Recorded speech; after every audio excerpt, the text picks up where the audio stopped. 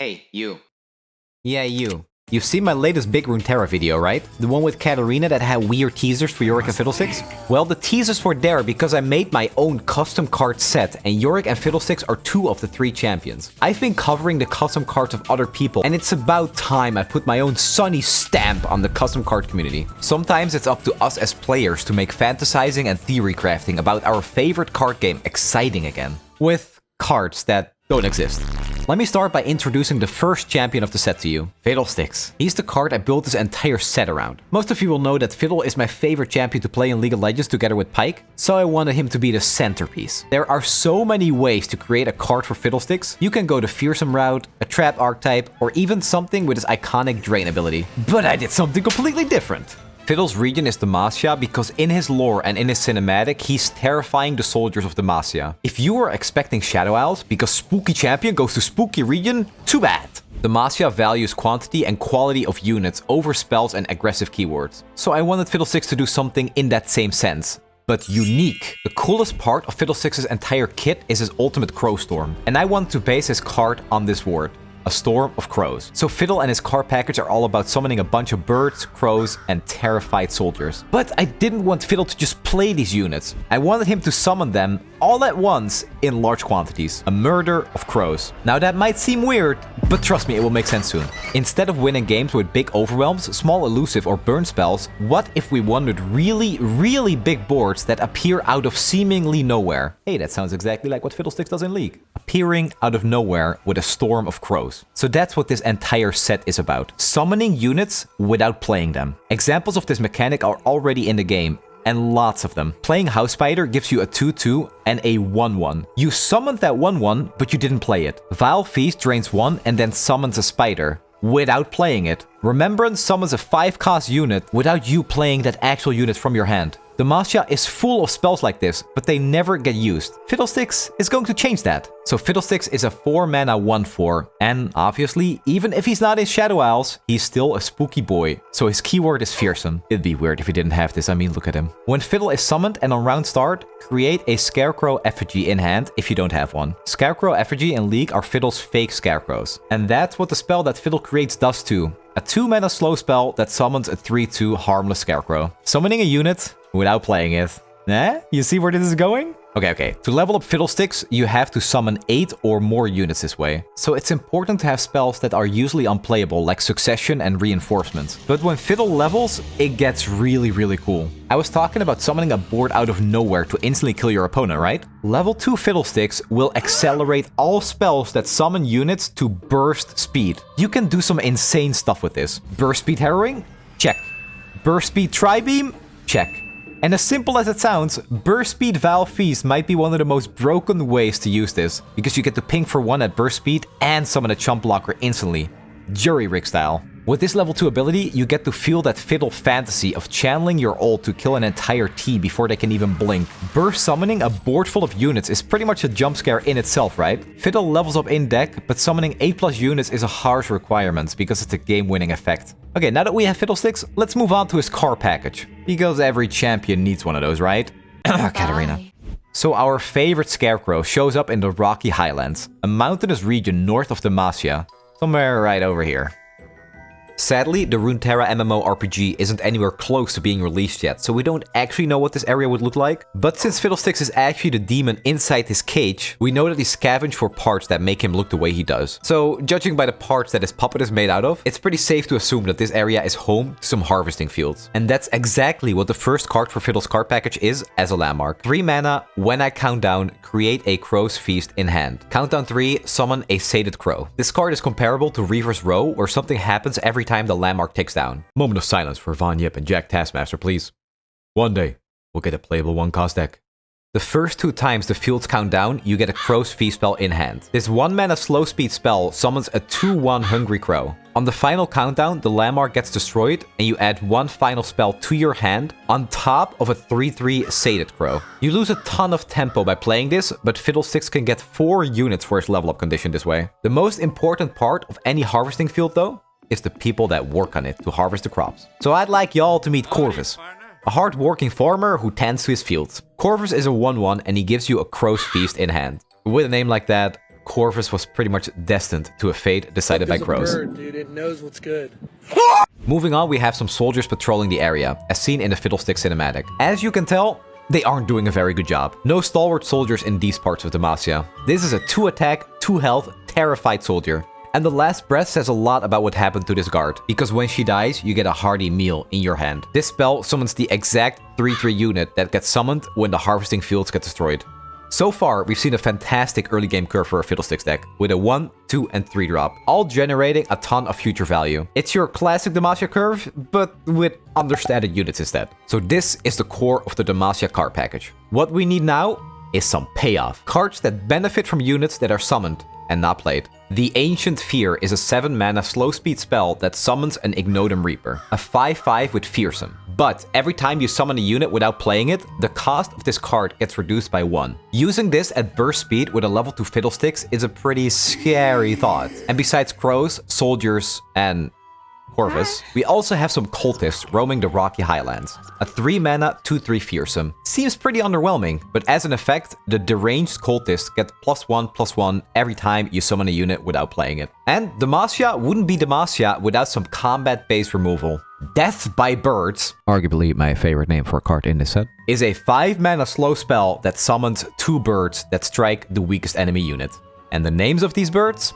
Crowbur and Crowbella. This is also Fiddlesticks' champion spell, so you're going to have these 2 lovely burbs as company pretty often. So far, the revealed cards are all about quantity over quality. Get on the board by filling your hand with spells, and get some good deals on discounted cards like the Ancient Fear. But we're missing that grand finale, the big game finisher. This whole card package wouldn't feel complete without an actual Crowstorm.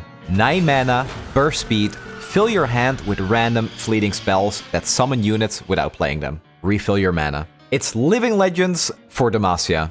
This is what I was talking about with Fiddlesticks appearing out of nowhere with his Crowstorm ultimate to kill entire teams. We all love being high-rolled by Living Legends generating great beyonds, and Crowstorm is going to do just that for Harrowing. Fiddlesticks and his Demacia cards are about generating spells to stay on the board. The crows and demons don't stop coming to terrorize the rocky highlands. But it doesn't stop there. We have 2 more regions to get through.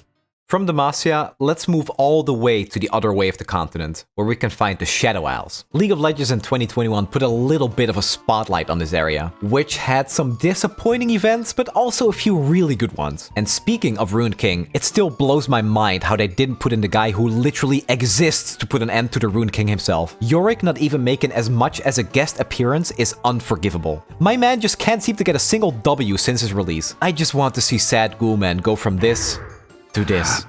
I'm pretty sure it's because they knew Viego wouldn't stand a chance against his shovel. So Yorick is our second champion. With an expansion that's about summoning units, it's no surprise to see him make an appearance with his ghoul army. In League of Legends, you kill stuff with Yorick to resummon that stuff as Mistwalkers. And since Shadow Isles is all about that removal life as the primary control region, this part of the set will function in a similar way. Kill units to reawaken them as Mistwalkers. Yorick starts as a 6 mana 4/6. In League of Legends, the Shepherd of Souls is a bruiser, so I definitely wanted his stats to be a little chunkier than the bag of sticks from Demacia. I actually went through multiple different ideas for Yorick too. At one point, he gave random keywords to units that were summoned by spells, which felt like Yorick before his rework when all his abilities summoned a ghoul with different colors and effects, but it was a little off flavor for Shadow Isles. So instead, Yorick makes you go really wide, really fast, just like in League. Whenever you summon a unit without playing it, summon an exact ephemeral copy. With Yorick, the birds from that Crowstorm are really going to get out of hand.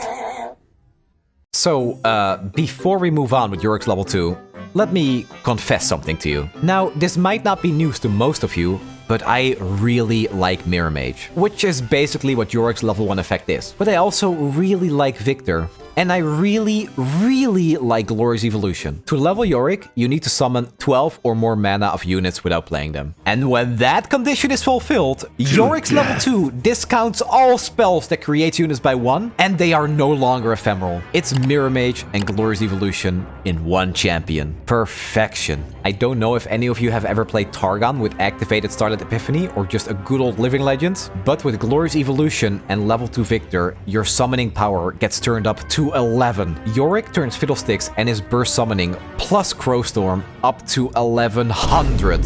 You give a shovel to a scarecrow and they turn into the forbidden one.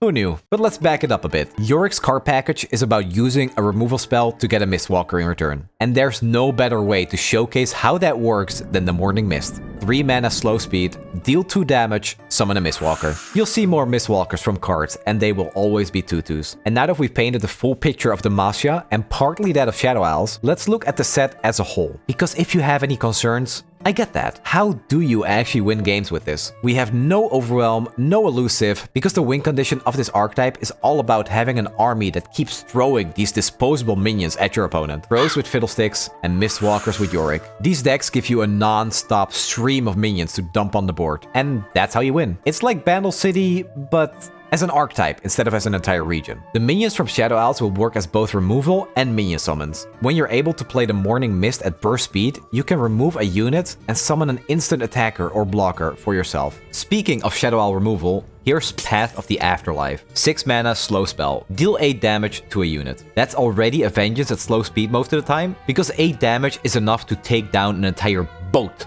But excess damage this spell deals turns into a unit with stats equal to the remaining cost. So if you use the spell on a 1/1, you get a 7/7. If you use the spell on a 6/6, you get a 2/2. Strong removal, nothing new there for the spooky region. And just like Crowstorm is Fiddle's ultimate, Yorick brings his Maiden of the Mist as his most powerful late game tool. 8 mana, 6/6 fearsome. When you slay a unit, summon a 2/2 Mistwalker. Every time you summon a Mistwalker, grant all allied Mistwalkers everywhere +1/+1. Not only does this ongoing effect give you a ton of Mistwalkers, they'll now be buffing each other every time a new one is awakened. The Maiden is Yorick's partner in crime, and she is the only way to buff your Mistwalkers. So this card will act like the second champion for the Shadow Isle card package. If you can clear minions from your opponent's side of the board with a green AoE removal spell, you're going to instantly fill your board with Mistwalkers and buff them all up. It's not quite as instant win as the Crowstorm, but long term, the Maiden provides stupid amounts of value. And to give Shadow Isle some kind of early game, we have the Tombstone Holder. I've heard tales of this fella and Corvus being best buds, but something must have broke them up. 2 simple men,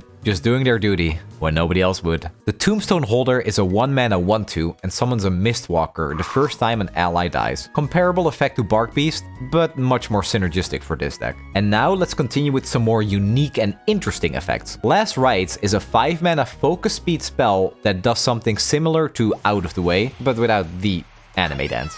For the rest of the game, every time after you slay 3 units, summon a 2/2 Mistwalker. Heal your Nexus 3. This is an effect you give to your Nexus and will give you a fresh body on your side of the field every time you slay your 3rd unit. Okay, I said this didn't have an anime dance, but I think I would actually like to see Yorick dance to some KDA music before the spell gets activated. Next is Awakening.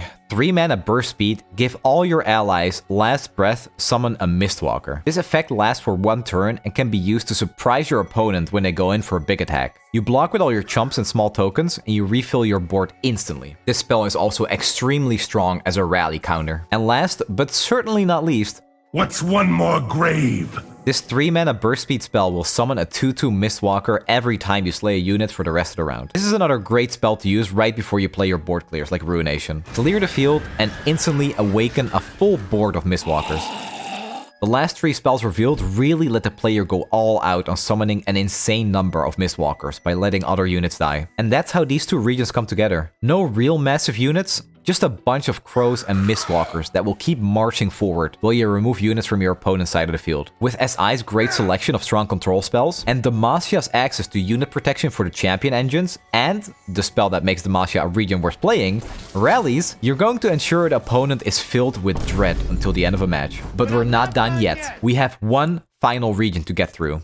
The Dry Desert of Shurima. The region known for the Sun Disk, Ascendants, Cars, Landmarks, level 3 champions, predicting, restoring the Sun Disk, and the 30% win rate of the single coolest deck in the game. I love Mono Shurima, but even after that Sun Disk buff, it's still somehow one of the worst decks in the game. We all know whose fault that is.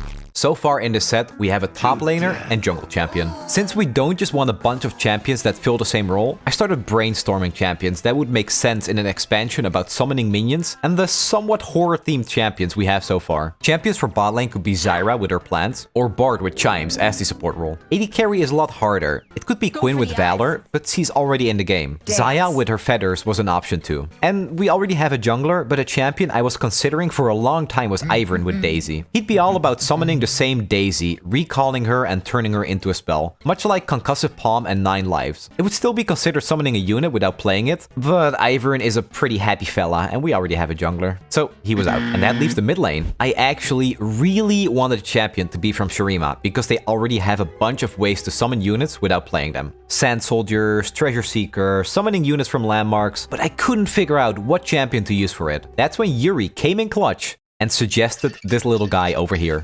Malzahar was the perfect fit for this set. Ominous, spooky in a Lovecraftian way, ties to Shurima, and he's ready for more action when we get the inevitable Void event later this year. When you think of the purple Void Boy, you think Voidling Swarm, Space Disease, and being outplayed by his R button. Malzahar starts as a 3-mana champion with 2 attack and 4 health. Spell Shield had to be his keyword because of his passive in League of Legends, where he takes basically no damage from the first ability that hits him. Play, predict. Malzahar sees the Void coming into the world. He sees visions of Runeterra after a Void invasion. He is one way communicating with the great beings of the Void, and they show him their plans to nullify their world. So, with that being Malzahar's story, it wouldn't feel right not to have predict. After predicting, Malzahar adds a 3-cost Call of the Void to your hand. This spell summons a Voidling with a random keyword and attack and health equal to the cost of the spell. Since this is a 3-cost Call of the Void, it will summon a 3/3 Voidling. The interesting part of the Voidling is that this cute little Void pet shares keywords with all other Voidlings. So if you're able to summon multiple, like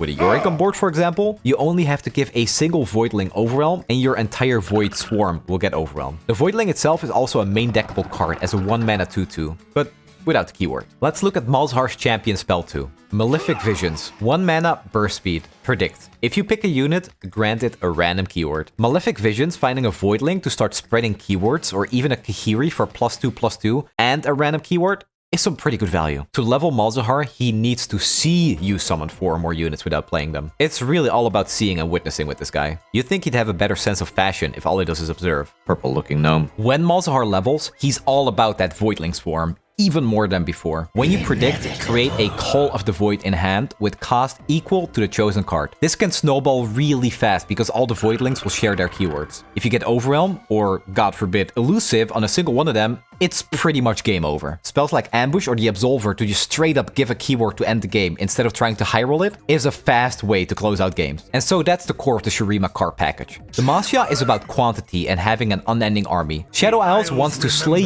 units to reawaken them as Mistwalkers. And Malzahar and Shurima have specialized tools and unique effects to buff, summon, or generate cards for this package in new and interesting ways. Now, let's dive into the final remaining cards of the set. Nullseeker brings more synergy for the Voidlings. Predict, and every time you summon a unit without playing it, give it a random keyword. This is where the effect I had for Yorick went, but they're still both 6-mana cards, and I'm sure that's not a coincidence. Riftmender is a 4-mana 2/5. The first time you summon a unit without playing it, refill your spell mana. I don't want to give you any flashbacks to Field Musicians and Blade Dance, because I never want to see that deck again. But speaking of Blade Dance, there would be a very small wording included in the description of Blade Dance to specify that Blade Dancing is only possible outside of combat. Things would get weird with level 2 Fiddlesticks otherwise, but you know, that wouldn't be the first time Blade Dance breaks the game. Anyway, Riftmender is a very elegant card in this set, because summoning units without playing them will almost always cost spell mana. We're going to stay with the theme of unique and specialized tools for Shurima with this next landmark,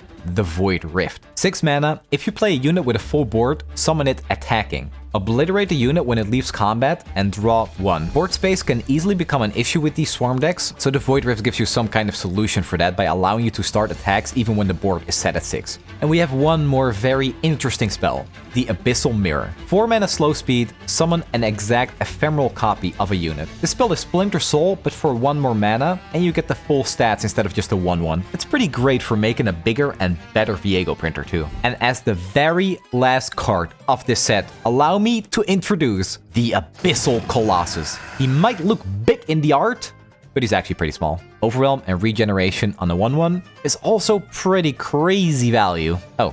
Yeah, let me add the rest of the text. While I'm in hand, when you summon a unit without playing it, grant me its stats. Not so small after all, huh? You can get this card in your hand early pretty reliably with the Shurima Predict region, and when you do, it's going to get big. And I mean Otacon big. And that's the Shurima card package. Malzahar and his Voidlings are about adapting and manipulating your units by giving them powerful and different effects. The official name for this expansion is Dread from Beyond. Sounds similar to another card that's already in the game. Wait.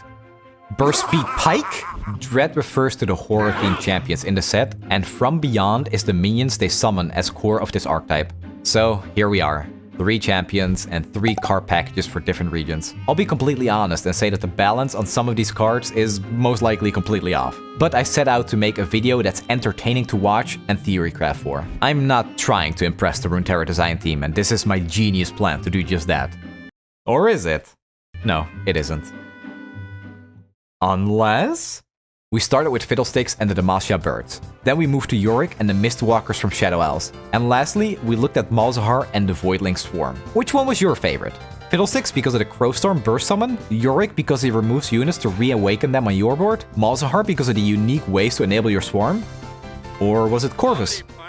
Yeah, it was probably Corvus. Hey, thanks for watching. Before I end the video, I just want to give a huge shout out to Yuri for designing almost the entire Shurima package and for going over the cards multiple times to look for mistakes and to fix inconsistencies. This video really wouldn't be possible without him. Also, I'm starting work on the next video, but with the new expansion almost being released, the gap between these type of videos might be a little larger. So stay awesome, I've been working hard, and more good Runeterra stuff is coming.